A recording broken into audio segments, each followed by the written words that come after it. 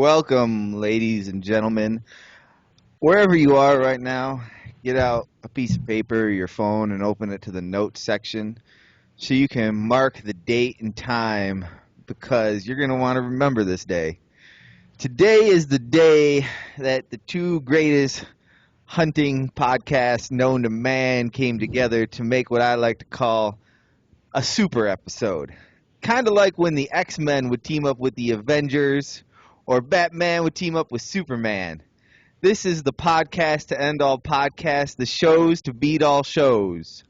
So without further ado, I will introduce my extra special co-host, the man, the myth, the legend, Big Sexy, Phil Mendoza. And we are joined today by an equally great man who's slightly less sexy, however. But if I'm listening to another podcast that's not the sound of my own voice, I will be listening to his. And today's extra special, almost as sexy, guest co-host is Brian Call. You know him, you love him, you've heard him on the Gritty Bowmen. Welcome to the Duel Show. Welcome, Brian. you guys are supposed to talk when I stop. Yeah, those intros are epic. Yeah, they're just epic. I mean, I don't know what to say. You know what I was doing before, on the way down here? I was listening to Ric Flair, old WWE intros. You ever hear him give like an intro? I'm nothing compared to Ric Flair, the Nature Boy. Woo! Yeah, I was just gonna say you forget something there with Ric Flair. That's right. Rolex wearing, diamond ring. I forget. You know what? I'm gonna find one of those for one of these intros one of these days. There's something, do you guys watch wrestling at all anymore? No. Anymore, I never really watched it to start with. Never once. Not even during the Attitude Era? Dude, it was fake, Will. It's No, still fake. Here's the thing. Hey, physicality my son's is real. son's going through the phase right now. He's all about John Cena, right? John Cena's the second coolest guy around because I got to remind him that his dad's the coolest guy. But he gets upset because I put some MMA on the other night. I'm watching some MMA, and he says, "Dad, what's this?" And mind you, I take him to work out MMA, right? He just calls it kickboxing. But he says, "What's this?" I said, "This is MMA. This is where the baddest fighters in the world fight." Well, that's the WWE. I said, "No, son, you got a lot to learn yet." But we're going to learn him. We're going to learn him. How did he come across the WWE, though, Phil? Man, John Cena, you can't see me. Just like I'm right now in this podcast. You can't see me. Woo. So I don't know. It's all over kid stuff, man. He's got a backpack, John Cena. He's got a lunchbox, John Cena. They're not only polluting the minds of adults, they're polluting the minds of kids. Where's the Natural Born Hunter lunchbox, dude? We should get on that. Backpack. I know. I'm with you. More the merrier. Actually, it's funny. Hold on, I got to do a plug here, Brian. All right, cut me off. Do it quick. If people would like a Natural Born Hunter shirt, they can go to our Etsy store and pick one up. Because I was gonna say, I'm gonna ask you this. What is there's a lot of things that are common between, in my opinion, the hunting industry and UFC and NASCAR. I thought you were going to say WWE. And I wasn't. A lot of big shows in everybody's face.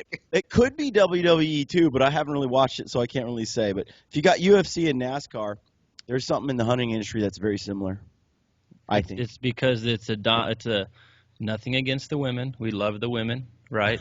We love our Holly Holm and Ronda Rousey and our women huntresses, but these activities are male-dominated, beat on your chest, alpha-dominated sports, right? That's what they are. And okay, the controversy of whether a race car driver is an athlete or not, I don't want to get into that. But still, you know how it is. You're in the car driving, and wife's in the passenger seat telling you to do something. It's like, shut up, I'm driving, or I'm in charge, right? It's because you're in charge. So, in my opinion, I think it's just that machismo kind of attitude of, hey, I can do it better, or watch this. And some people do it in a different way, but I think those sports or those activities are still very male-dominated. in some way driven. Exactly. They're Yeah. very driven by that. So do you think that's why? Because I was thinking, in the hunting industry, everyone's a freaking walking billboard. Like That in too. UFC, like before they go in the fight, they got like they switch like 7 hats, you know, and they get like a picture taken with their drink and they're this and they're that. I feel like a lot of the hunting industry is the same way. It's like, hang on, you know, and Yeah. NASCAR's like that. It's like they got 50 million stickers on their car, and by the time you've seen every sticker on their car, it doesn't matter what they say they use in their car. You know, they're paid to say it. Yeah. No, you're right. There is that too. But Reebok put the nicks on UFC with that stuff. The only thing they can wear now is the Reebok stuff. Yeah, that's true. That's So, but it's because Dana White's putting all the money in his pocket, and the fighters are getting the shaft. But that's a different story. But you're right. The Oh the no, hunting Phil! the I hunting think I can community. guarantee we'll never get Dana White on our show. You know what? I think that we're all adults here, and I think that he would agree that he's he's very business minded, and he's taking care of his own business. So I don't think he'd deny that. you know, I wonder though if I wonder if some of the lesser fighters are making a lot more money through the Reebok deal I don't than think so. no. I don't think I mean I listen to the Fighter and the Kid podcast every once in a while with Yep. Brendan Schaub, Yep. and he's I know very outspoken. I don't know if you I knew. got Oh yeah, I knew he didn't want to stick with it because I mean the whole Reebok deal was a deal breaker. he was saying something and I don't remember exactly. I don't want to misquote him, but I thought it was something along the lines of around $3,000 is what Reebok was giving a fighter per fight, and Brendan was making well over $100,000 doing advertising on his own per fight. So, But see, and I he's not wonder. top dog. But I wonder, you know, when you got a lot of these lesser fighters, they're not making $100,000 like he was. The Bear No, had but all kinds of, you know. I get so on. I mean, on a local level, like on the amateur boxing and some, boxing stuff and some MMA stuff, I get hit up from fighters regularly. Hey, because they see, some of the UFC guys come in here and shoot, and some of the, Justin Gaethje, one of the other organizations champion, right? He comes in and shoots. So there's younger guys that come in and hit me up for advertising. They're not Yeah. looking for $100. They're still asking for 500 to $1,000 just to put my name on their shorts or something. So you put that in perspective. They got 4, 5, 6 people Yeah. on their shorts. I think they're getting hosed, man, and that's like middle, lower third. Guys just trying to make a name for themselves. So I think I would guess that even on a lower scale, because I don't know, I don't think that the UFC they've got so many fighters, so they had to water it down. Reebok did, but I don't know, man. It's you're right. It's funny to see how it is related to archery, and everybody hashtags every I mean, pro we all staff that do they're. it to a degree. I just think it's kind of so on that note, what's the right way to do a sponsorship? Is there a right way or a wrong way? I know there's a way that pisses me off and a way that doesn't. Now let's go into this. Let's hear the way that pisses you off first. Yeah, go ahead. I mean, so elaborate there because I have my opinions on it too, and I mean it's a pretty interesting topic. Well, Phil, you Oh. see both sides of the coin too. I do. Go ahead, Brian. So yeah, you probably have a lot more experience in this area than Will or I. But we're learning, aren't we, Will? Oh yeah, I know the words "gimme." Yeah. So I think what drives me crazy, what bothers me is when guys or gals when they're promoting a product that they don't believe in because they were paid to promote it. And I just see that all over the place. Now, it's hard to tell if a guy is if he really believes in it or doesn't.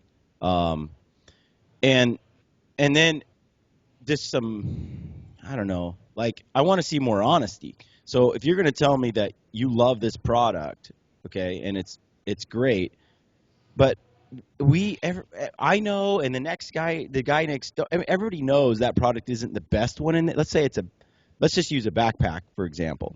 Okay, you got a backpack, it's all right, it gets the job done, but it's no Cadillac. Don't Yeah. tell me it's a Cadillac. Tell me it's a good backpack, gets the job done, and they support you, and you would like me to support them because they support you. I'm okay with that. What I don't want to hear is this is the best backpack in the world and there's no backpack better. That's a freaking lie. It's just not true. It's not that well designed. It's not that well built. And don't tell me it's the best one in the world when I know there's like 3 others that can crush it. Well, and I think the part of the problem with that becomes where somebody who's eager to be involved and be a part of something, and they think they need to be on pro staff, right? And let's say that they just don't have the experience. So again, let's keep with the backpack topic. So Yeah. up until 4 years ago or so, I wasn't using Kafaru packs. But about 4 years ago is when I hunted my first season with the Kafaru. Before that, I was running the Badlands stuff. And they were heavier. They worked. I mean, I hauled all kinds of stuff out with the Badlands pack. Yep. But until I was introduced to the Kafaru, I had no idea, right? Yeah. And Yeah. so at that point, when somebody would ask me about a backpack, it's like, yeah, man, my Badlands they're badass, right? They work very well. But then it's like, oh my God, an epiphany, right? I put this other pack on. It's like, well, what was I doing with that? So Well, I agree with that. Keep going. So because that's just, yeah. I mean, you're right. The people in the know that have done the research and looked into, let's say, backpacks, they're going to go out and try out 5, and it's hard because they're expensive. It's an expensive item, just like most things are. But if they go out and they do the research and they try them on, they check the reviews and they talk to people and they go, okay, well, we know that XYZ companies are touted to be the best, and then there's the next tier and the next tier. So the pack I'm using is in that second tier. So is it really just for me to go blast this as a best backpack ever when obviously it's probably not? Yeah, that's when people are in the wrong. But I don't also know. think too, like one of the first questions I want to ask a guy when he's wearing a backpack like a Badlands and he's like, "This is the best pack," and it's just amazing. Now I know he's sponsored by Badlands. I know they're not to pick on Badlands, but Sure. let's throw that out there. And I have 2 Badland packs. I'll always have them. I love them. I just use them for different things. Sure. You know, they're like just a different kind of pack. They're great for me for like a day pack or something, but they're not at the level like you were saying. Like I have a Kafaru pack. I love that pack. Now, when you take these 2 packs, okay, when a guy says Badlands is the best, I got a 4500. You know, I just packed out an elk with it. It's awesome. Now I got to sit back and go, what else have you used? Just like you said, that's the first question that comes to my mouth. Well, what else have you used? If you have no other frame of reference, if before that you were using like a JanSport, well then yeah, I mean your Badlands is rocking. But if that's not what you were wearing before, I mean, if you haven't tried the other ones, don't make that statement. You know what I mean? And I do like it when a guy comes out and says, "This is the best backpack I've ever worn. Before this, I used this, this, and this."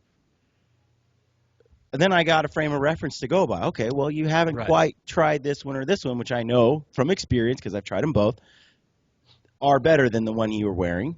But at least there's more honesty there. And I really do struggle with the whole marketing of something that you're paid to market. You know what I mean? Right. And yet, because the Gritty Bowman podcast is at a point where we've been approached, and we've approached some other companies about doing, working together.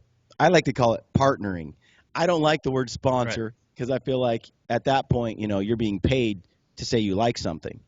When to me, it's a partnership. It's like you're both going to build each other and bring each other up together because you believe in each other's products. I'm gonna steal that. Well, no, and that's true, and that's where, like you said, the problem is.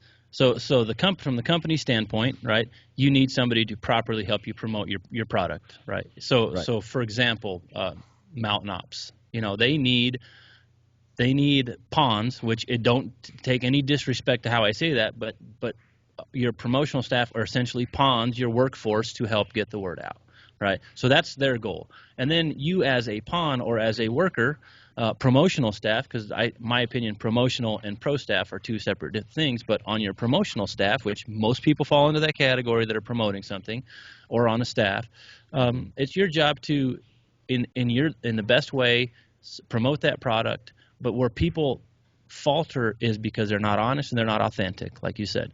If you're authentic and you're honest about it, and like you said, you said it perfectly. Hey, you know what? I use Mountain Ops. They're a great company. Their mission statement, where their goal or where they want to go. I believe in it. I support their product. I like their product.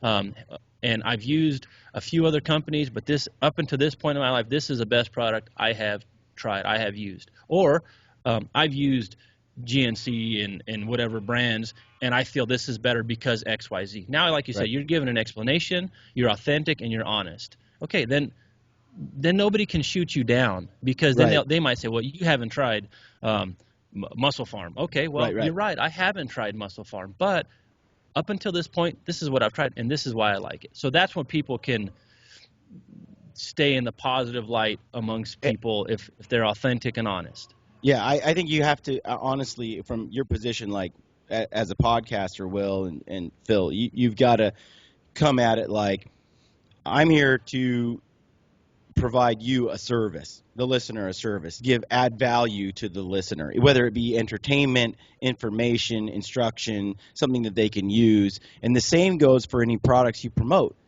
If you don't believe in those products, you're not doing them a service. You're not going, okay, I'm here to help you. You're like, I'm here to screw you. And there's a totally different approach. And so, but when money comes into play, let's say, and this is totally hypothetical, you've got this situation where two companies sell the same product. Okay? Let's just say they're tennis shoes. Okay. It's not the best example, but let's just go there because let's stick with the protein. They're both selling the same protein. Okay, they're both selling protein, right? So you got protein. One is, it's not a very good example, but let's see. Let me back up. All right. Okay, you're selling bows. Okay. I'll go there. That feels safe. Selling a compound bow. There are two companies selling compound bows, all right? Now, one company makes a bow, a budget bow, that's pretty dang sweet for the money. Sure. Right? The next company makes the best bow or one of the top elite bows. It's just, but it has a price on it, right? There's no question. It's expensive. Sure. Okay? Now, both companies are like, hey, Natural Born Hunter Podcast, NBH, we want you to promote our bows. And now you're going, do I do this bow or do I do that bow, right? Well, you're like, well, if I go with this bow, you can say this is the best bow.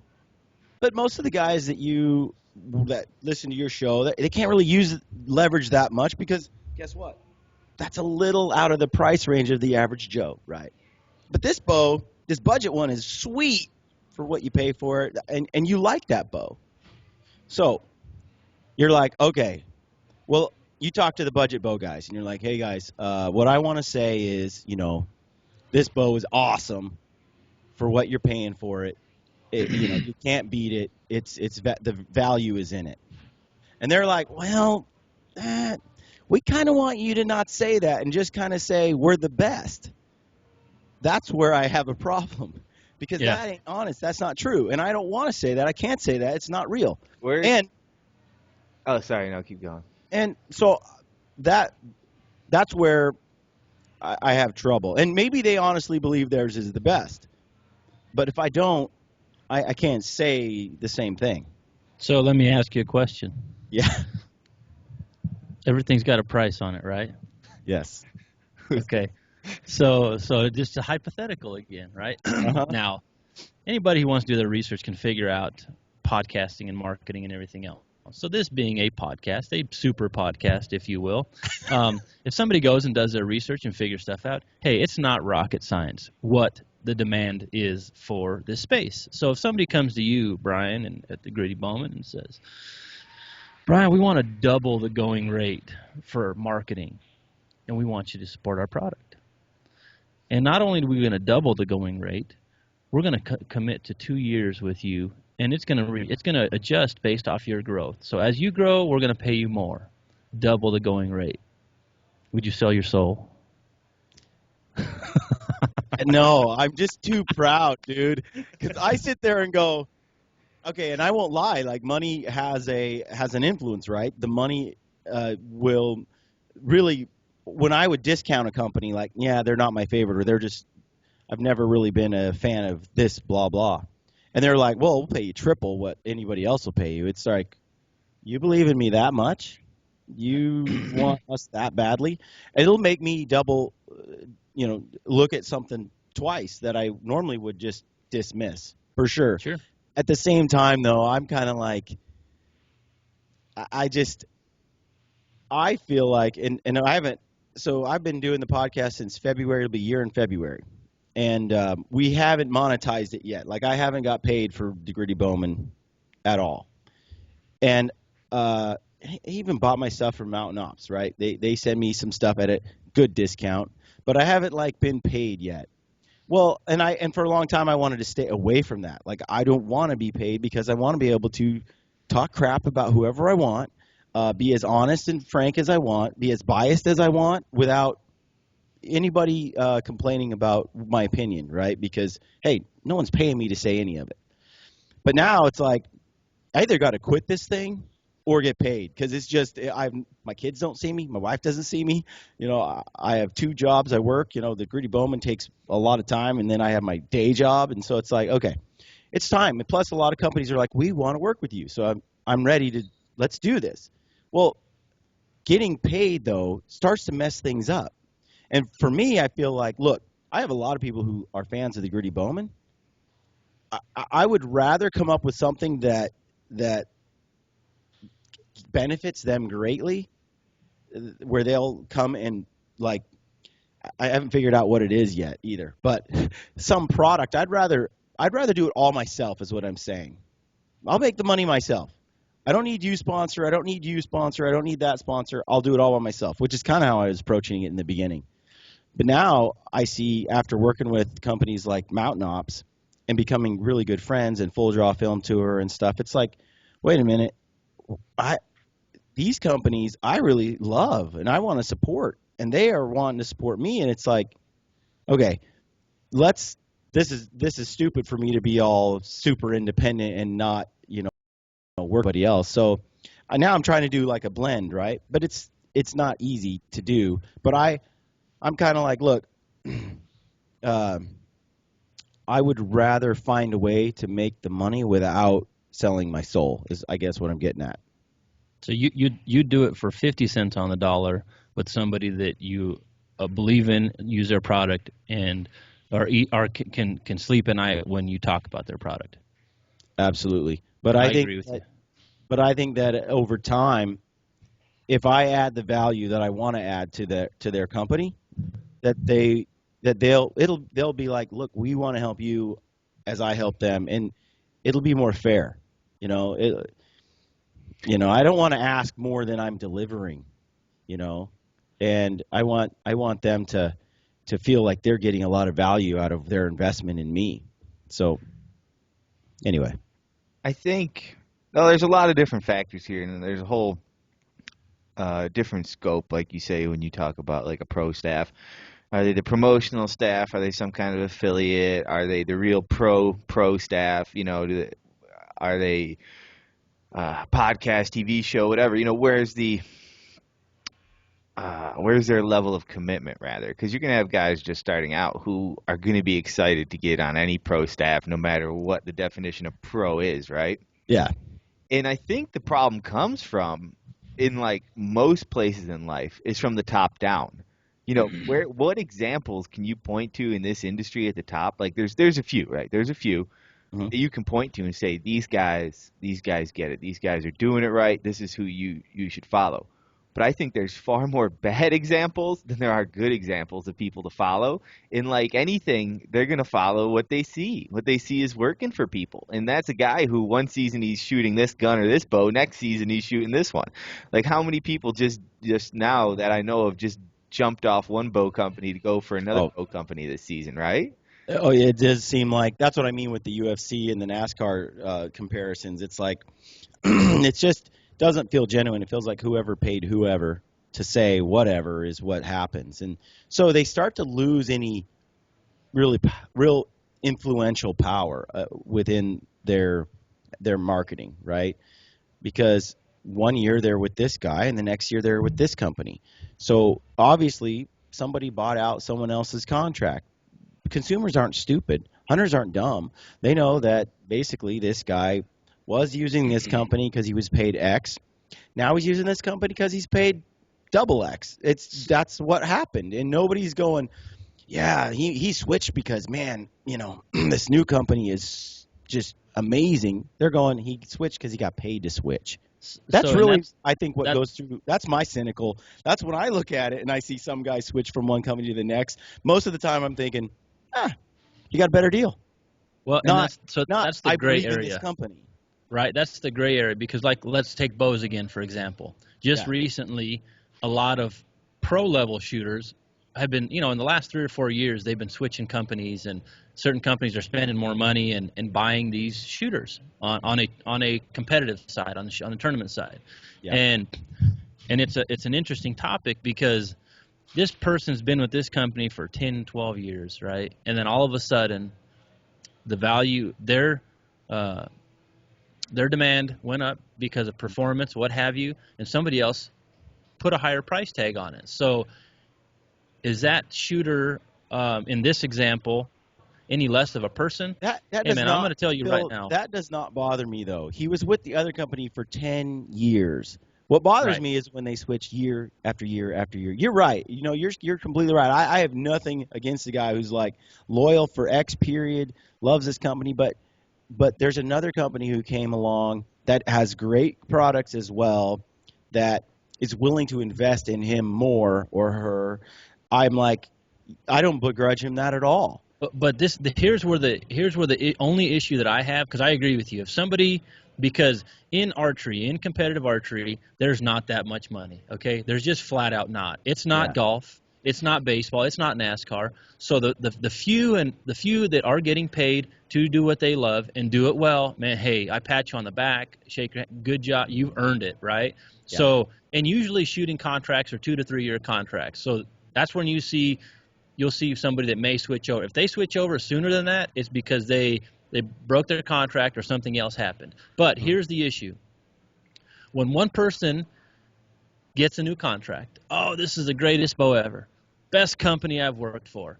A year later, 2 years later, they break their contract. Something happens. They leave. That company is a piece of garbage. I've never want to deal with them again. Now this product is the best product ever. You know what? Leave your dirty laundry in the closet or somewhere else. I don't need to know about it, right? Yeah. If you're here to promote that product and you got paid for it, man, hey, I'm already on your side because I know how hard it is to get to that level. So if you've gotten to that level, don't be a d-bag about it, right? Well, That's the biggest that's the biggest issue I have. I see where you're coming from. I think that there's, I think another issue though at play here is we're talking about money right now and being Right. paid, right?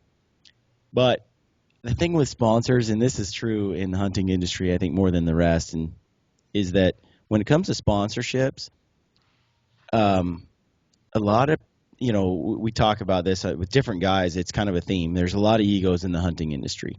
There's a lot of egos in UFC. There's a lot of egos in NASCAR. There's kind of a lot of egos in certain sports. I mean, you could say there's probably egos in every sport at the elite level, right? But in hunting, you don't have to be at the elite level to have a really strong ego, right? It's like, Right. yeah, I see them all over Instagram and Facebook.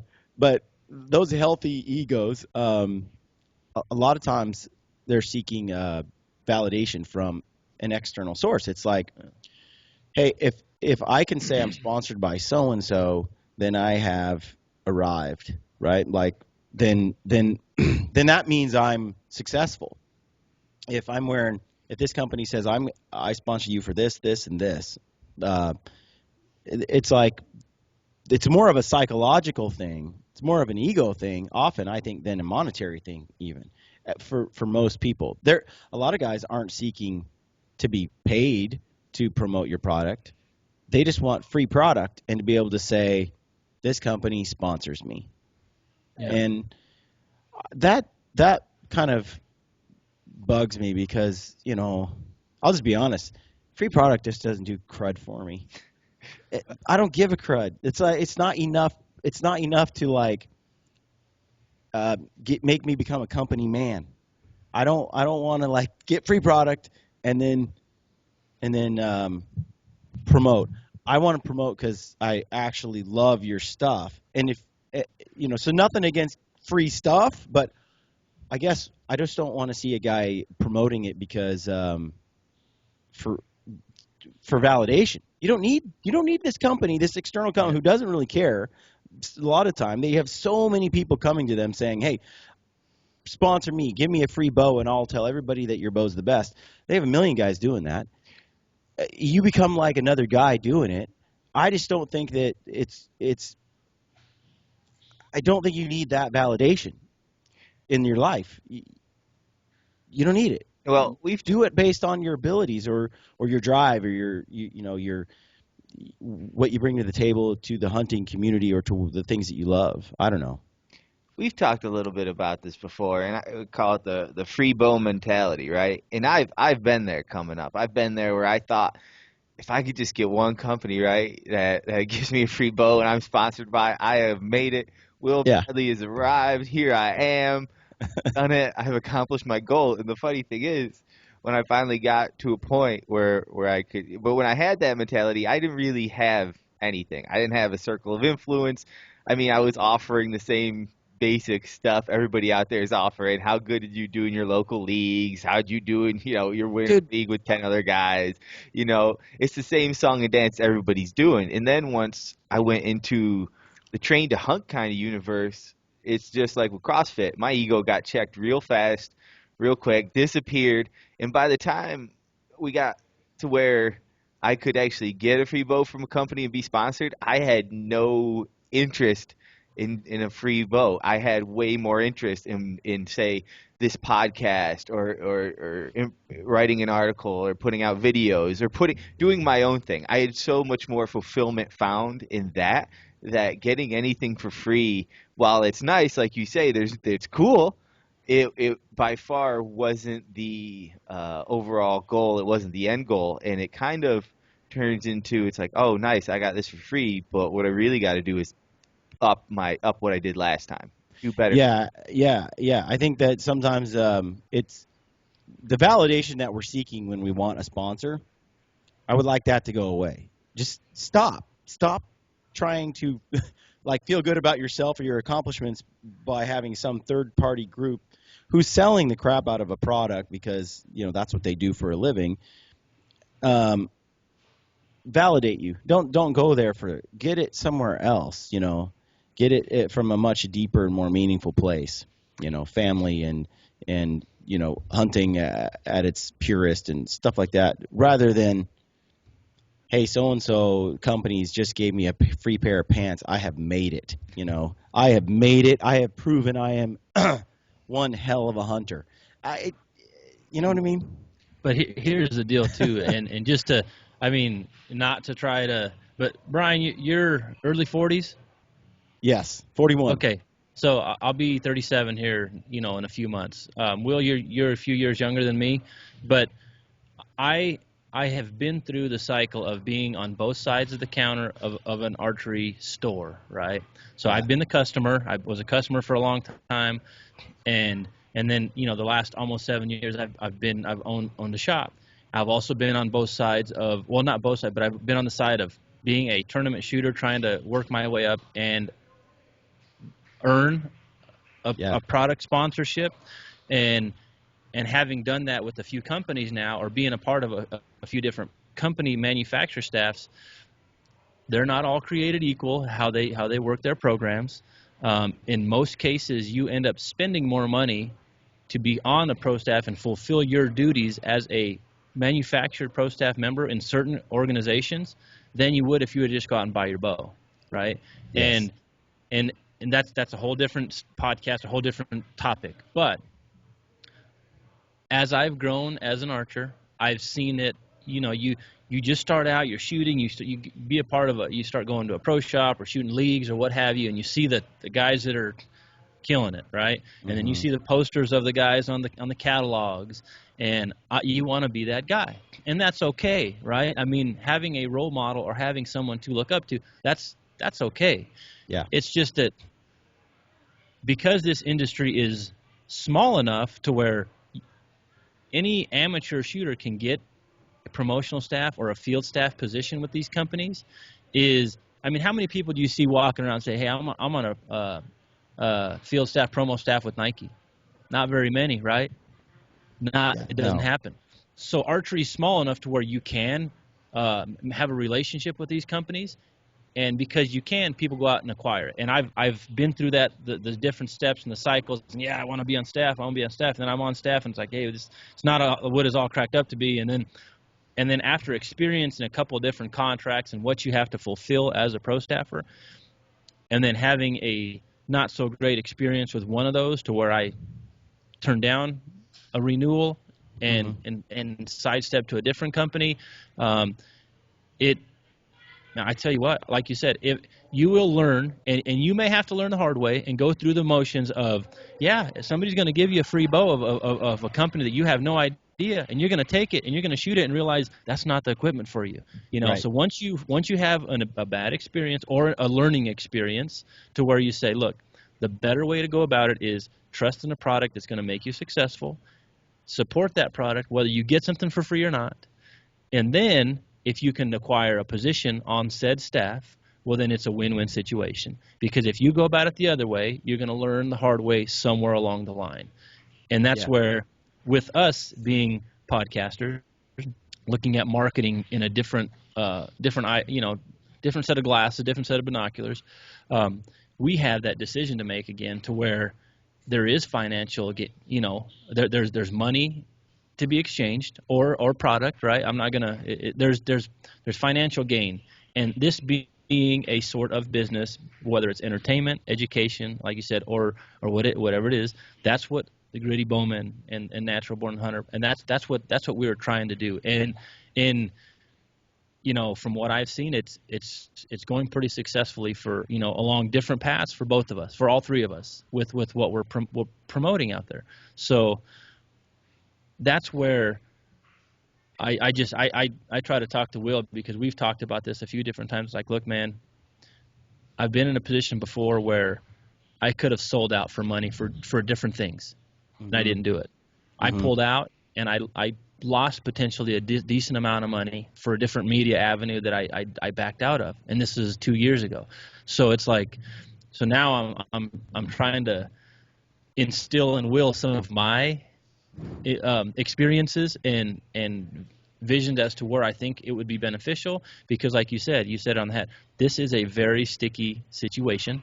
Mm-hmm. This could be, and all I will say is, hey, people looking forward, um, this is a business for us, right? This takes time away from our family. This isn't just the hour and a half that you hear us when you listen to a podcast. There's time, preparation, lining out guests, putting questions together, figuring out how we want an episode to go, taking time out of our schedule, editing stuff, uploading, spending money on website. It's not just, hey, I'm going to start a podcast and Yeah. there it goes, right? So Yeah. there's work involved here. So yes, at the end of the day, this is a business, and yes, we are looking at it as a business and trying to somewhat make it worth our time. That being said, we want to continue to deliver the best product we can, where it doesn't influence our ability to do that in an honest, authentic way. Yeah. Yeah. I agree. Will, were you going to say something? Yeah, it's like there's like Phil said, he's been imparting some wisdom and some wise words from his own life lessons in the archery industry, as he is far more seasoned in it than I am. And there's some times where I might have made different calls had I not, the first time I get off the phone with someone, the first thing I do is always call Phil. And it's not, hey, we should do this or this or that or the other thing. I'm not trying to sell it with it. My first thing is, this was the offer. What's your opinion on this? Because based off that, I can draw and learn from Phil, but not everybody has a Phil Mendoza they can call up to make sure, Yeah. it's not a terrible idea. But like you said with the partnership earlier, when you find the right brands, like someone like Jordan and Casey from Mountain Ops, Mm-hmm. this is an example. You'll kind of know when you're meant to work with people, because they gave me a sheet, right, of what they wanted me to read for their ad, and I read it, and they go, forget that sheet. Just say whatever you want to. And that's the moment I knew, like, all right, these guys, they get it. They're perfect for us. They're a perfect fit for us, and we're a perfect fit for them. You know what I mean? Yeah. Like, you've had them on. You know those guys. I've heard you It's with like Corey Jacobson before. You know when people fit. and I try very hard to interview people that interest me, that I like, and also that I have a personal relationship with. And that's one reason I do really enjoy doing a face-to-face interview with someone and then later doing Skype interviews. Because I don't know, I just feel like that face-to-face thing gives me a connection that's different and that chemistry is different, but we have a more honest and real conversation, because we have a real relationship, and it's someone I can get behind because I really value them as a person. And but like when it comes to Casey and Jordan doing mountain op stuff, and they came to my family reunion in Utah, hung out for a couple days, and we just had a blast. And I got to know those guys at a much deeper level than just, hey, we sell supplements. And then on top of that, I use the supplements, and I'm like, they actually work. So now I have like it's just an awesome combination. So now I have two guys that I really respect and like, and a business that they're in, and then I have a product that I like. That's a good partnership that for me to work with them if they work with me. And so that sort of situation I like. What I don't like is like I said earlier, is when people are just bought and paid for. And Phil, earlier you were saying something about being there before. You've been in the industry a while and stuff, and probably more experienced than Will and I by far, being sponsored and being paid and stuff to promote other people's products. Earlier I was saying I do want to promote a product like Mountain Ops that I really like, and I like them, and they also dig the Gritty Bowman. They watch the shows, they laugh, they make comments, they're fans. They're like people I can. It's a win-win for us. But that said, at the end of the day, I want to advertise and promote people the way I want to promote them, not the way they want me to promote them. And so Yeah. I feel like, hey, I do it my way. Trust me. Let me promote you the way I feel good and makes me feel authentic. Let me promote you the way I feel is the best way to promote you, and then and let me do it. But don't make me do it some other way, like this traditional or other way that I don't like, that makes me feel disingenuine. And most of the companies that I've talked to have been like, yeah, do your thing. We love what you're doing. Just do your thing. We'll support you and you support us. And I like that. It shows that Yeah. they trust me. They value my judgment. They value how I that there's trust. There's trust that I'm not just going to sit there and take from them without giving back.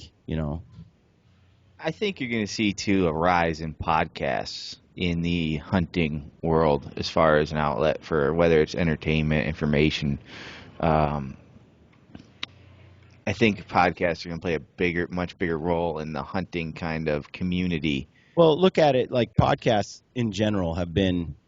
Um, if you go to the fitness industry, there are some sweet podcasts out there. Yep. If you look at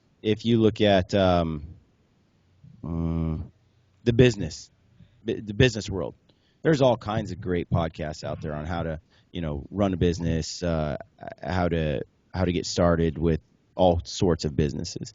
I mean, I think podcasting in general is just a great way to communicate ideas and to say things quick. It's just a great way to consume information. Real time. You're in real time. Something big happens with the guy.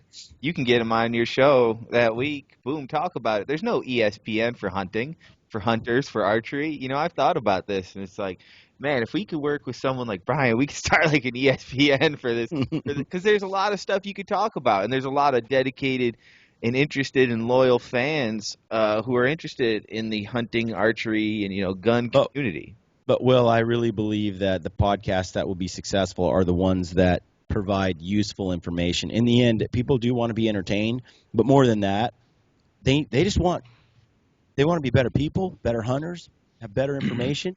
And if you don't provide that value to them, then They'll find someone else that will. yeah, that's what they're looking for. So you got to Yeah. like as a podcast, I feel like it's my job to give them useful information.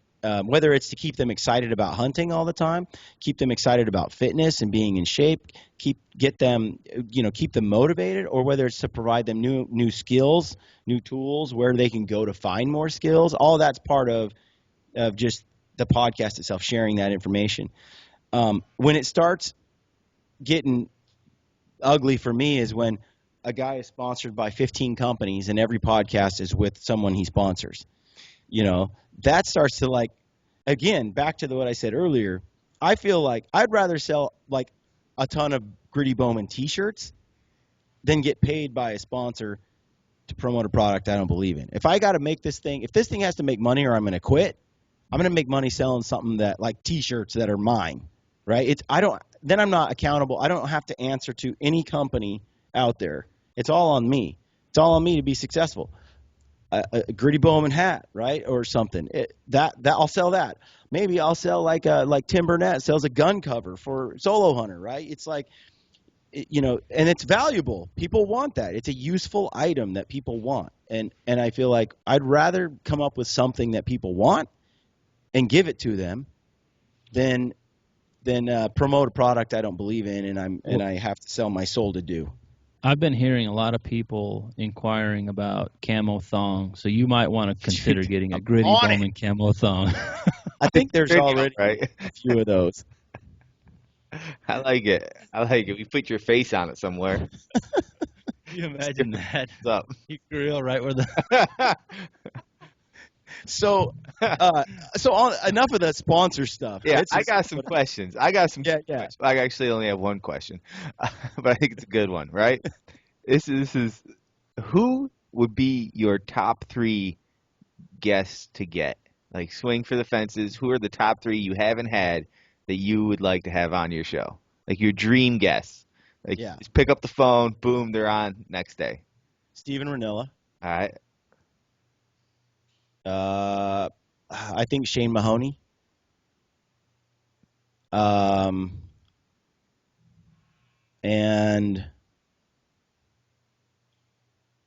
number 3. I think I'd like to interview Cameron Haynes. All right, and for the audience, in case they don't know who any of these people are, who are these 3? I'm guessing they're all gentlemen. Yeah. Well, true. Another person I would like to interview is Eva Shockey. Let's throw a woman in there. Definitely would like to interview Eva Shockey. So I didn't want to, appear like I'm so male focused. Who are these people? Who are these mysteries? Who are they? Yeah. Why do I want to interview them? People may not know, listening. Okay, Steven Ranella is a host of the Meat Eater TV show. I would like to interview him or Giannis Putelis or someone from the program, but I've read all of Ranella's books. I think he's a great advocate for hunters because, he's really bridged the gap between the non-hunter and the hunter. Like, people care about their food and where it comes from, and their program was genius where his TV show, he's basically showing folks that from field to table stuff, this is where you get your food, this is how it is in the wild, and this is how you cook it, and really put an emphasis on that. Really got away from the trophy hunting kind of image that a lot of the hunting TV shows are focused on. But mostly, I just find him quite. I like that he's articulate. He's great ways of explaining to non-hunters why hunting is important. I relate to him. He has one of his books he wrote. He wrote in there something like, he wasn't exactly being the most honest guy in the world, trapping and stuff. And he's like, one day I woke up and realized I was an asshole. he just like, and he's like, okay, from that day forward, I decided, you know what, I don't like who I am. I want to change. And that was And the Meat Eater book, right? yeah, 'Cause I yeah, read that. That was a good book. yeah, it was. And I just am like, it's just he's highly relatable to me. Um, uh, so just I just find him interesting on all those levels. You know, Shane Mahoney, he's all about conservation. He was just on first time he hit my radar because I've been under a rock for years. Was when he was on Randy Newberg's podcast, and Randy's another guy I would love to talk to. But on his podcast, I got to know I heard from Shane, and then he was just on the Wired to Hunt podcast with Mark Kenyon, and I just think he's just his the way he can explain conservation to hunters and non-hunters and the issues at play here. He spent a lifetime doing it. I just totally believe in. I get behind, and he's just got a lot of experience in that. I have a lot of questions, although he's answered quite a few. At this point, I just want to talk to him. I get like that. Like I don't want to ask you anything about hunting anymore. I just want to talk to you, like ask you all these questions that are personal. I feel like there's so many, like there's like the questions you want to ask everybody about hunting wise, like their own Yeah. personal stories. And then sometimes I feel like you'll find somebody just you think is so interesting, you just kind of want to have a conversation with them. Yeah. Like Cameron Haynes, Cameron Haynes is what's interesting about Cameron. I always felt like Cameron's a little cocky, and but I've watched Cameron for years. He's right here in the Northwest. He hunts blacktails. He's been doing this for a long time. I've never met him personally, and but he has a lot of people who idolize him, and I I look at that. I'm like, he has a big following, a huge fan base that loves him, but he's also very polarizing. And you have guys in the hunting industry just can't stand him, just hate Cameron Haynes. So he's got a lot of haters. He's got a lot of people who love him too. I'm just fascinated in him as just a person because of where he's at. I think he's a phenomenal athlete. Like what he's able to do, he's like a machine, and you just can't help but go, wow, that's impressive. But I'm more or less just interested in the person, what talking to that individual, seeing what makes them tick and what makes them drive and stuff. I don't. None of these people I would have on the show to be like, so what's the best calling technique, or Yeah. I'm just not interested in that. Or even like with Cameron, like, what do you recommend I do to get in shape? I'm not going to ask Cameron that. I already know. Like, not that I know it all, but I mean that's stuff like you can find anywhere. I want to know why he's done some of the things he's done. What makes him what makes him tick? What makes him so driven? I don't know. Those are three people. With Eva, I just think she's refreshing. She's young. She's a female in the industry. She's very modest, which is not always the case with. And I'm nothing against those who are less modest. No, like who? I mean, there's a lot of women that, as they've entered the hunting industry, have used their looks as a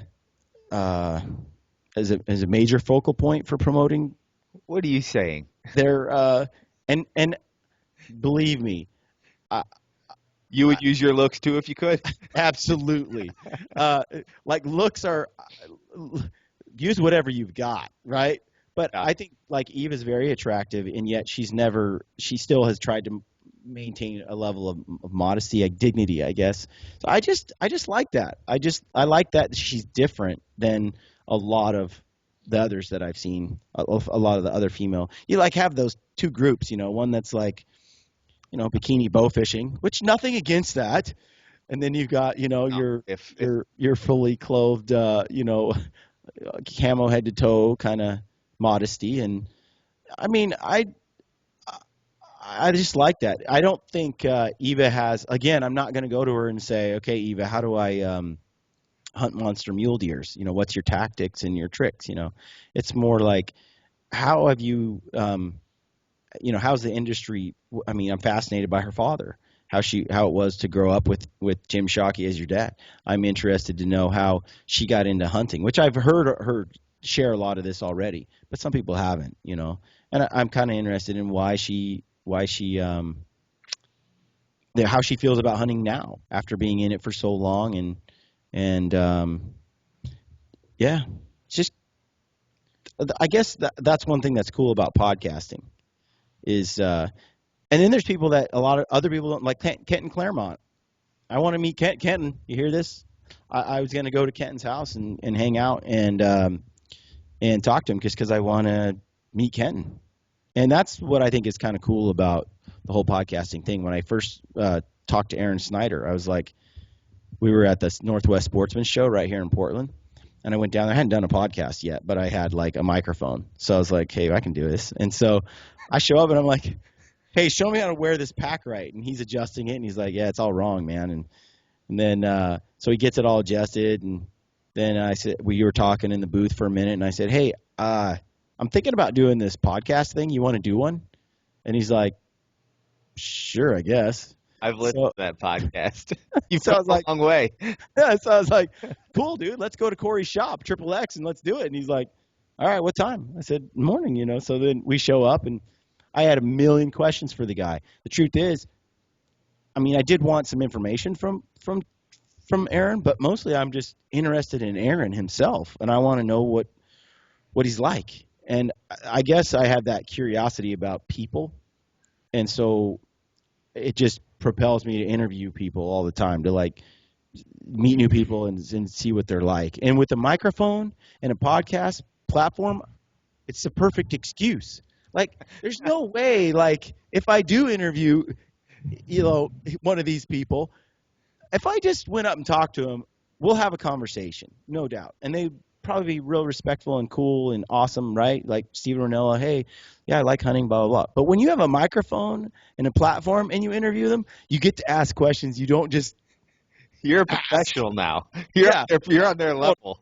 I'm a pro. So I get to say things, ask questions that are, just, I guess, more probing. And I like that because I want to get right to the meat of it. Like, I want to know you at a deeper level right off the bat. I don't want to know you at the, just hunting story level.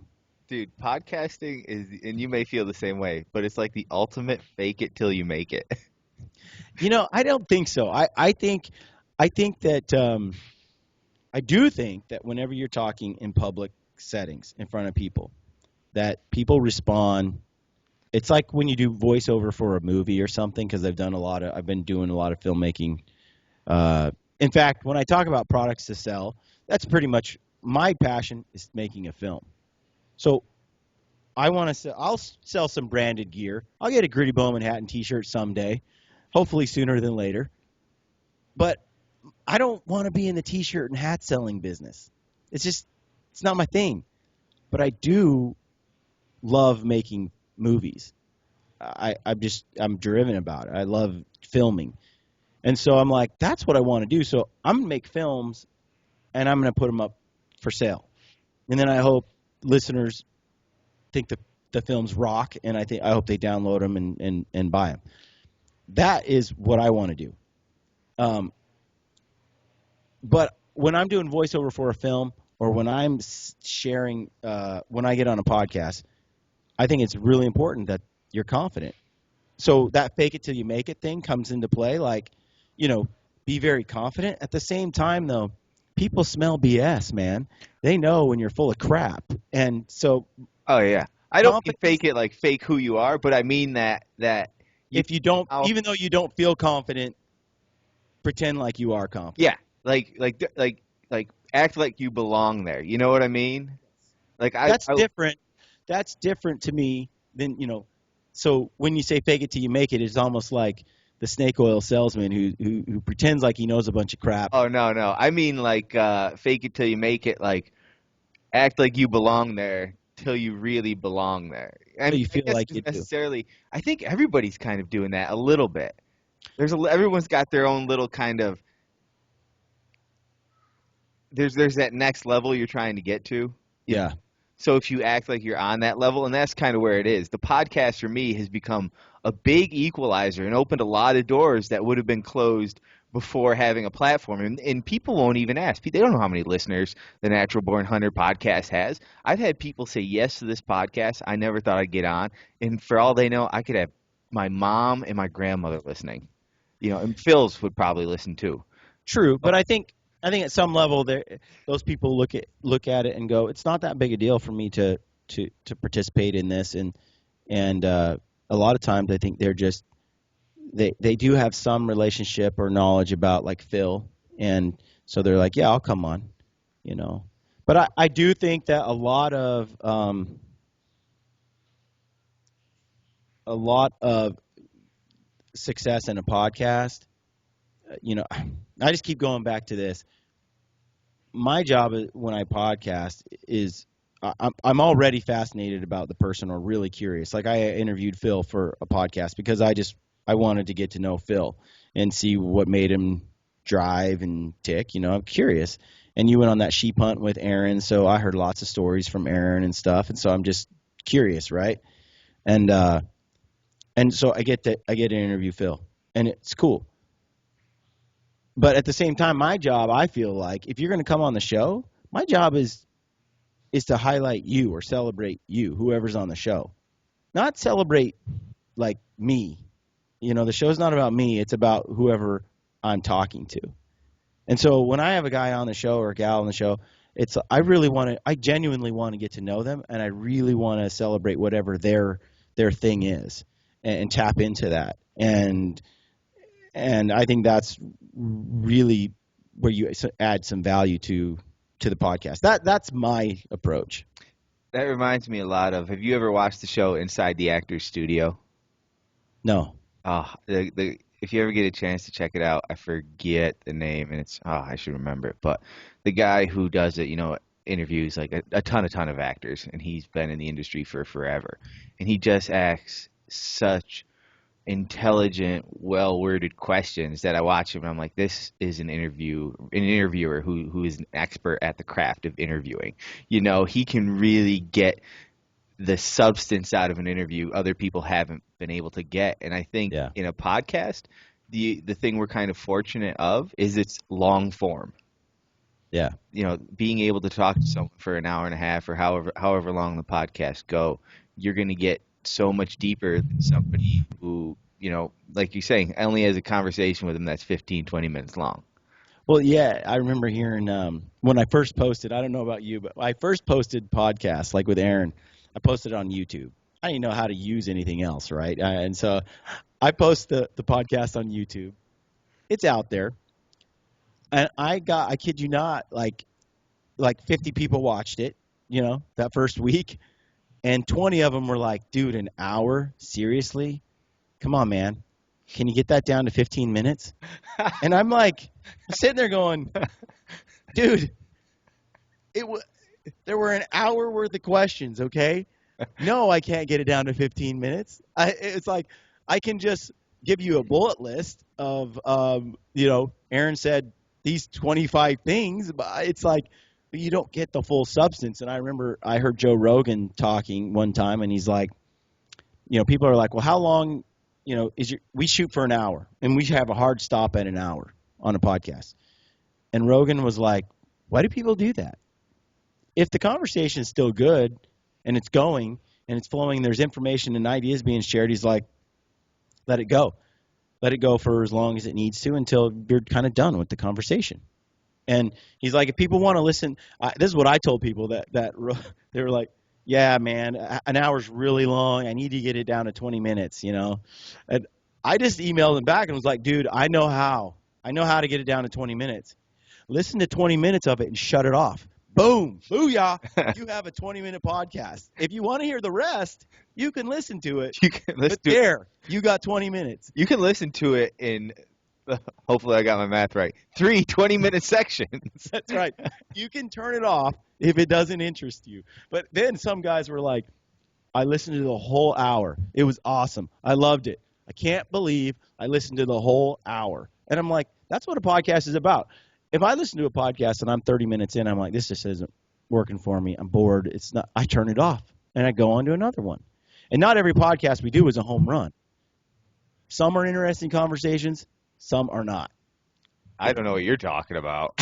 Listening to them, I would say they're all out of the park.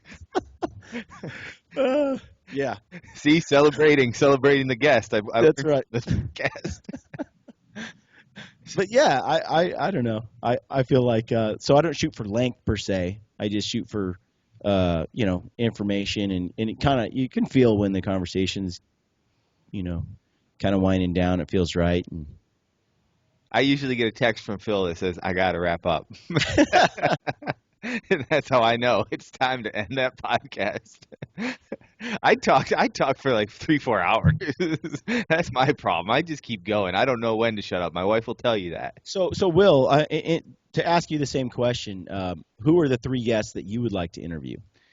I actually have a list, and this is a list I will look at every couple times a week. I've texted it to Phil, and it'll change. It'll change a little bit. There's like 4. I have the top 4. Change my rotation. It's kind of funny. Like if I were to go into just other people I want to interview, Rich Froning's on the list. Yep. Some CrossFit people are on the list. A lot more women CrossFitters are on the list. There's really cool women CrossFitters. That's one of the things I Yeah. you're a CrossFitter yourself, and I know Phil has seen some CrossFit. And the thing I love about CrossFit, and you may agree with me, you may disagree with me on this, but you check your ego pretty darn quick in CrossFit. Yeah, it's It's dude. like hunting that way. It's funny. I'll go in on a Saturday and do this group WOD with everybody's workout, and I'll beat everybody at the gym. And I'll go the next week and I'll be dead last. I mean, it just really goes. And Phil, you said this kind of about train to hunt. It really does, humble you because you realize you have big holes. Like you excel in these areas, but you really suck in these areas, and those weaknesses really get brought out. I think in a good fitness program, a good program that challenges you mentally and physically, that's what it does. It brings out the areas where you're strong, yes, but it also highlights the areas where you need to work. And that may be the kind of the problem in the hunting industry is there's not any people, or there's not enough people who will take a look at their weaknesses or admit their weaknesses. They want to actually have no weaknesses. That's not just archery, and that's in my It's opinion, life. that's society these days. Everybody wants a medal. Everybody wants a participation ribbon, and it drives me nuts. But you should be rewarded for excelling and working hard and being better than somebody else. And if you're not, then work harder or get a coach or figure out how you can be better or get better. So that I don't know. I think it's just people in general. Isn't there that commercial where the kid's out there playing football or something, he comes back with the trophy and it's just got like participant or something on it? Yeah, the one with his dad rips the thing off. Yeah, he rips it off and writes champs on the trophy. Yeah. That's my point of view. And I was thinking about this the other day, is like growing up, kids were to be seen and not heard, right? If I was sit in a room and I was allowed to sit in the room with the adults, I didn't talk. And I think about it now, and it's like, man, I learned so much sitting at that table, just not talking and learning. And I guarantee you there's nothing they would have learned from me had I decided to talk. It's way better, I thought, the way I was growing up, of just looking back now, realizing it. Back then I thought it was stupid I couldn't talk. But now it's like, man, I learned so much just sitting there observing for so many years. Yeah, I think that, like I said, just everybody, society now, nobody wants to hurt anybody else's feelings. Nobody wants to, yeah, I don't know, man. I mean, it drives me. I mean, my son being 6 now, we're starting to get him into some activity, some sports. And I talk to other parents, and they're like, yeah, if you want this level, don't do this, because at this place they don't keep score. They don't, they let them play. And it's like, okay, so then are they on recess, or what are they doing? Because I know even when I was on recess, we were playing to try to beat whoever we were playing, So it's not even recess anymore. It's just what are things coming to? And I mean, that's not exactly relating to what you're talking about, Will, there, but it's just one of those deals. I think ties in. society is I don't know, I, man. I get where you're coming from. I think that there are definitely, like with podcasting, um, I heard who said it? Tim Ferriss said it. Have you ever read Tim Ferriss 4 Hour Work Week or Yep. uh, okay? Uh, he was talking about how when you try to be like politically correct, for example, you try really hard to as you're doing like, and I do this as I'm doing a podcast. I'm like, oh no, this might really offend. This might really offend somebody. This statement, right? Or girls, females. I just said, guys are blah blah. I didn't really say, guys and gals, or you know what I mean. Like, there's a PC way of saying some things, and then there's just some ways that I normally just talk, right? And then there's things about subjects that aren't exactly,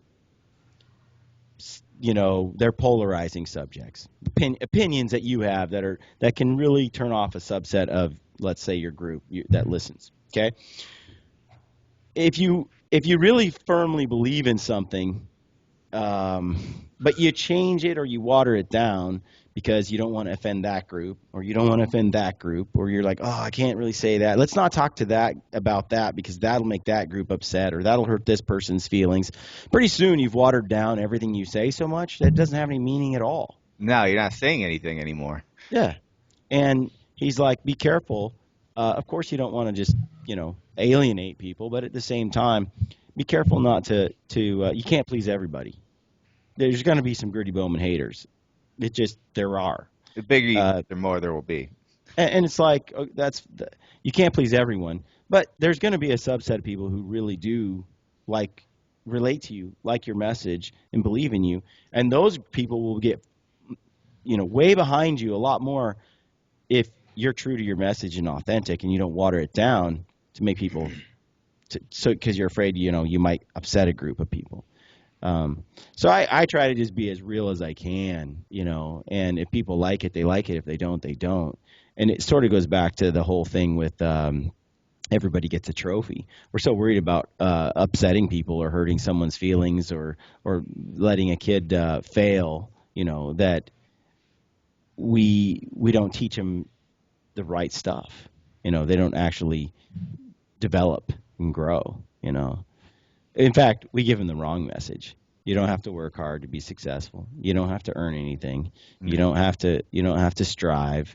Everybody's a winner, regardless of whether they're successful or not. Don't get me wrong. I think it's an important message to say that everybody has intrinsic value as a human being. That everybody's uh, everybody's important. Don't leave anybody behind. But at the same time, should be directly correlated to how much work you put in and how hard you strive.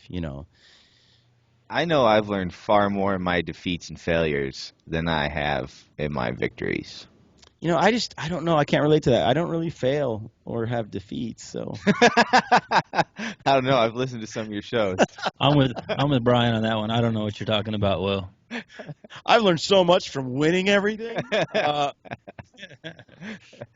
Just winning all the time gets so boring. So tough. No, I hear you, man. Same thing. Like when I've had some epic hunting failures, and those things definitely taught me some lessons. Elk hunting has been among the chief the chief teachers, I guess. Yeah. To go back to your question, because Yeah. I'm going to Who would you interview? put this out in the universe just in case one of them's listening. So it's the number one person always stays the same, but the next three will rotate on my list. And so number 4 spot, I put Bo Jackson. Grew up Mhm. watching Bo. Bo knows was huge. He's also a hunter, an archer. So Mhm. I'd love to talk to Bo. Uh, then it would be, Didn't he play baseball? yeah, baseball and football. The only guy who's playing both professional sports one season and then the next. Yeah, I could get behind him if he just played football, but baseball. Yeah, right. Just kidding, Phil. Too much. He's just too much. He played for Kansas City too. Yeah. Yeah, and then it would be Brandon Shockey, because I think what he's doing film wise was it's his work when he did the I think it was a 3-part series of a goat hunt in Nepal his dad was doing that he shot, and Yeah. that's when I realized, holy cow, this guy is just unbelievably talented. And Cool. I think he just filmed, I think he's the one who filmed it. He just did a series called Ivan Carter's War. Have you seen the Hmm. preview for that?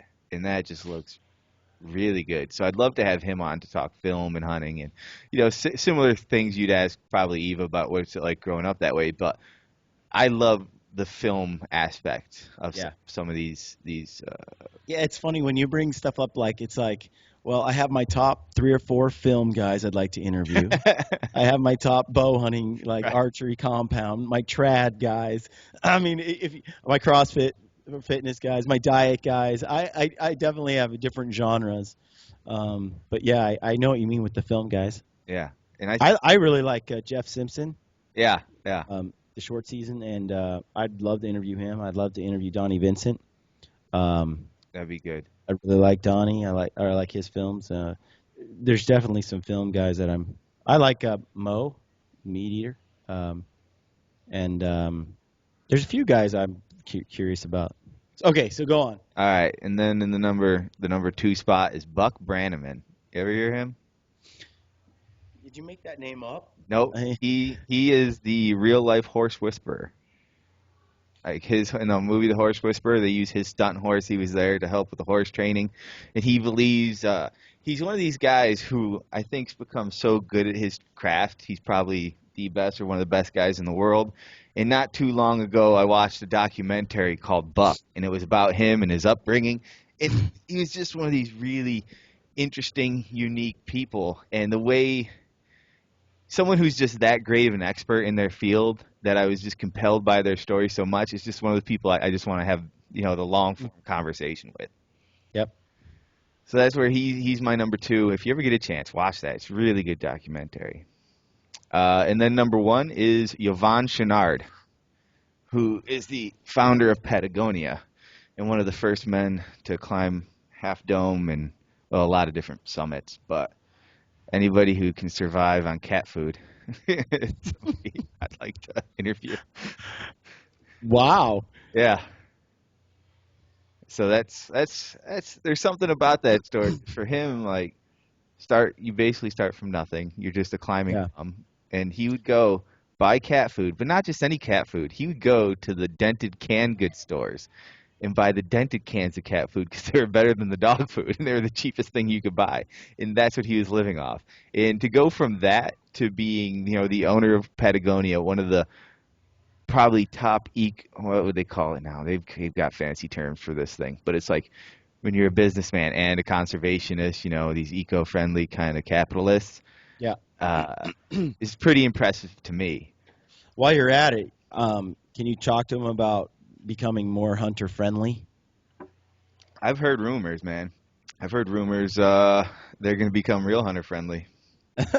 I've heard some rumors. Yeah. I could tell you the rumors, but I don't know if that'll get us blackballed. But let's just say I've heard some big rumors from some people. I mean, you never know, but I've heard some rumors Yeah. Patagonia will be becoming very hunter friendly, let's say. So that'd be cool. That'd be very cool. It would. So tell me this, with you two guys, what is it that how does your fitness compare? If you two were to go head to head on a workout, who would win? It would depend. Is it If the workout involves any kind of running, Phil would win. okay? Well, Phil, I mean, is it true? I mean, could you beat him on the other workouts too? I mean, probably. Phil's like a I've kind of shifted my training. I think that 4 or 5 years ago, I think I'd give Will a run for his money across the board on the lifting. But yeah, right now, I don't lift heavy anything. I just Okay. don't. Yeah. So Will, what are you lifting? What are your numbers? This morning I hit it. 1 second. I'll be right back. I have a dog that really needs to be taken outside. Hold on. Phil, you tell him some interesting things about yourself. Yeah. Yeah. No, you know, as a senior, well, we in high school I did powerlifting. I don't know if we talked about that a little bit, but Yeah. when we did bench, squat, dead, those are the three lifts that we did in the meets. And as a senior, the couple of meets that I got to do, I ended up hurting my knee in a baseball game towards the end of the year. But I think I pause press bench at 165 pounds. I did 285 in a meet, and then I squatted 425, 420 or 425, and I deadlifted 470, I think is what it was, as a senior in high school. So I did okay at 165 pounds for little guy. Those numbers went up the next couple of Yeah. years as I continued working out, but I don't know, man. I don't feel like I need to do that anymore. Yeah. And I've gotten on this kick lately where my workouts I've been doing have been primarily body weight exercises. Yeah. And I tell you what, I mean, yeah, it's definitely more kind of cardio related, but it it's I'm enjoying it. I really am. That's cool. Yeah, So I do some one of the reasons I like to lift is for mobility. I mean, that's just a huge reason why I like to lift. And then it just seems to create stronger connective tissue for me as I'm older. Having, real strong connective tissue is all I really care about.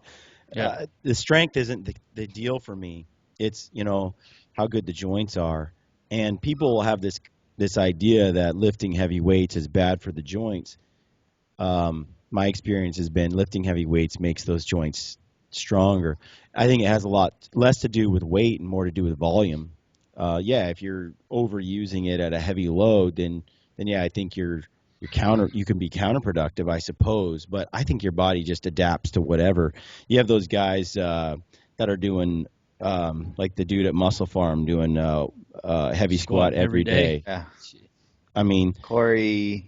Corey Gregory, I think. Isn't it? Gregory. You're right. And a few other guys do the same thing and experimented with. And some of them are a lot older athletes. And they're like, by the time they get there, it's no big deal. So last summer, I did it for 4 months. I just squatted every day. Then hunting season came along and sort of screwed it up. But, the squat every day thing, after about a month and a half, it was nothing. It really was. I mean, you just adapt, and I think those bones and those connective tissues just get stronger than people realize from putting a heavy load on them. I can do as much body weight stuff as I want, and I think it's good. I think it's definitely cardio, a lot more cardio based. You get the heart rate going up a lot higher, which is really good for general fitness and probably transfers on the mountain really well. But for longevity of life, I really think lifting is critical, especially as you get older. I just feel like it has more impact on the bones and the joints in a healthy and positive way, that the ligaments and the tendons, than people realize. And I can stretch all I want, and I can do as much yoga as I want, but there's nothing that gets me into a deep squat like a 400-pound bar on my shoulders. I'd love to see you doing yoga. Yeah, it's actually not too bad. It's funny, again, when you do some things and you realize, wow, I'm really good at this, and then you do like some yoga move and you're like, whoa, I have no flexibility whatsoever, and it really exposes those weaknesses too. But anyway, I think lifting, I just have a bar in my basement, so it's not like I have to go anywhere or do a lot. I just come down, do my thing, and then 15, 20 minutes. And I think consistency every day is a lot more impactful than anything else. So what kind of numbers you putting up? Not really good now, like I try to do five rep sets, and do usually like three sets of five. So I'll do deadlift and squats and then overhead press and kind of stick with that. For me, I have pretty good lower body strength and good explosiveness. So some of those Olympic lifts work well for me. But like a strict deadlift, like a strict deadlift, if I do a 5-set rep, I used to do like 390, 400, which isn't very, I'm 190. It's just not that much. But then I'll clean and jerk, 310, Yep. 305. And it's like, uh, that's a whole, that's a whole different thing than, for me, that's a lot easier than doing a strict dead. And there's just something about moving the bar slow versus moving it fast, and I'm just a lot better with the speed thing. Speed and timing is so important. Yeah. Interesting. Do you ever listen to the podcast Weightlifting Talk? No. It's hosted by John North and Jared Enderton. Oh, really? Yeah, I like John North. yeah, me too. And that's the reason we started our podcast. He's the one who, listening to his podcast, I was like, I'd like to do something for hunter athletes just like this, Yeah. Yeah. And I'm pretty stoked because he's coming to Albany, which is like an hour away from me. I think it's January 17th, and I'm going to go to the clinic he's doing there, try to get my speed and timing down because I am slow with terrible timing. So Really? yeah, the big squats and those things I'm way better at. Yeah. Yes. Any squats, I'm good at. I can do heavy squats but anything over like upper body, that goes away pretty fast. So if I take a break from the gym for 2 or 3 months and I go back in, usually my squat numbers, my pull numbers, they're kind of the same. But if I have to press anything, it drops like in half, and I got to earn it all back little by little. Yeah, and that's I know what you mean with hunting season. One hunting season, I dropped out of the gym so much. It was just a huge hill I had to climb to get back to where I was before I left. It's tough if you're trying to perform at an elite level, like if you want to do regionals or some kind of CrossFit level kind of thing. You can't be taking breaks like that. Oh, But hunting's my thing, man, and it's that's why I'm like, not giving up hunting to go to the no, gym. That's for no, no. And so I do a little bit of I just try to do as much. I just try to sneak in the gym whenever I can. what's when you coming out to a train to hunt event to compete? I'm thinking I'm going to try it this year. I've been trying to get someone to team up with Jordan. I suggested Casey, but I guess he's got like a back issue. So Jordan said, Jordan Harbertson, yeah, Mountain Ops. yeah. I don't need a dead weight. If I'm going to partner with someone, I want him to be a killer. all right then. No offense, Jordan. I love you, brother. No offense for your dead weight. Jesus. No. It's just like I'm competitive, dude. I don't like to lose. If I'm gonna go, I want to win. I hear you. And yeah. Speaking of which, they have that 40 and older, right? Yeah, Hmm. I think so. Masters, right? Or they have the whole compete with the 20-year-olds Mhm. thing. I haven't decided which one to do. Do them both. You can try both. Do them both. Yeah, you could do one then the other. At like a different location. Places, yeah. I mean, here's the thing. Don't get like people may be caught up like, oh, I'd get my doors blown off or this or that. It's like if you're competitive, you want to go compete against the best, then sign up for the Open and do it. So what is it like? Is it really there are partners? Yeah, you can go man and man, man and woman. There's women and women, which you don't qualify for as far as I know. And I think that's all the teams, right, Phil? Yeah. Yeah. Okay. Team- And then there's what, like single, like just Yeah. There's the Open. on your own? There's Masters, Super Masters, women's individual, but what we've been pushing is to try to get a lot of teams to one place, just for kind of just a free for all team kind of brawl. You know what I mean? Like, Mhm. I think Phil's going to be teaming up with Matt Davis from Hoyt. I'm going with Lane from Outback Outdoors, and that's why I'm trying to build some more teams. I know there's a few more out there who will be competing. Yeah, my brother-in-law and I go to the gym together. He's There you go. he's intense. You're like, I'm finding a stud. Well, I mean, he's a beast. Show He's a pony. beast. Here's the thing, though, man. It's like I don't know about you guys, but so Full Draw, they want their films, and I'm trying to get like 4 or 5 films done before January, and then do the podcast as well and keep that going. And then my day job, and then my kids, and Little things. and then fitness on top of that. And I don't know, man. The area that's probably slipped the most in the past year since I started Gritty Bowman is definitely the fitness area. Just I'll work out for a week or two, and then not for 2 or 3 weeks, and then back at it. And I always try to go at least in the basement for 15 or 20 minutes, a couple days a week, and just kind of lift some weights. But definitely, I was chasing my kids around the park just a couple days ago, dude. I was gasping for air, and just one of those things. I got to get my butt in gear if I'm going to compete like that. But there's so many competing things going on. It's hard to fit it all in. That's my excuse. Suck it up. Nobody cares. Work harder. Well, here's the thing. It's funny. I figured I'd go just without being in shape and just see how I do, and probably beat mostly everybody. That's a great idea. I tried that once and Phil came back to me. How did it go? How'd that go? Phil dropped me like a sack of flour. Oh. Well, Hey, and Whit, was that Fort Collins you're referring to? yeah, that was Fort Collins. I'm like a man on fire, and Phil put me out. I'm definitely going to do it this year. I'll just do it just to meet people. I think the train to hunt scene is pretty cool, and the community there is cool. I'm going to do it. I just don't know which area or how ready I'll be. It's funny because the fitness part doesn't really bother me. I've been to a lot of different CrossFit competitions, just local ones for fun, and I just like competing. Sometimes I win, sometimes I'm close to last. Whatever. You just show up and have some fun. That doesn't bother me.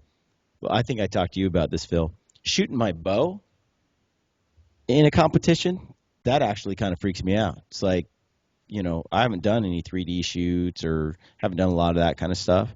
And, just don't have a lot of experience. Judging yardage, things like that, that's not really something I've really worked on. I actually think it's the best thing that's helped me for my hunting shots. Those high pressure shots. Like I killed the doe the first season after my first train to hunt season, and it was a tough shot through a lot of leaves and stuff. And I felt no pressure, anything. I was super confident in it, and I just drilled her, and she dropped about 50 feet later. And it was just like, thanks to train to hunt and the whole high pressure situation, having Phil kick my ass, I just felt really confident going into the woods. Nice. Yeah, I'll do it.